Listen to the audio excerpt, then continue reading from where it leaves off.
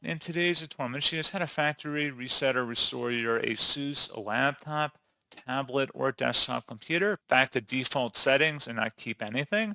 So this should hopefully be a pretty straightforward process here, guys. And without further ado, let's go ahead and jump straight into it. So all you have to do is open up the search menu and you want to type in settings.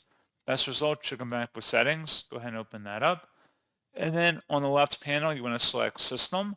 On the right side, you want to scroll down and select where it says Recovery. And then there should be an option underneath Recovery Options. Reset this PC. Choose to keep or remove your personal files and then reinstall Windows. Go ahead and select that.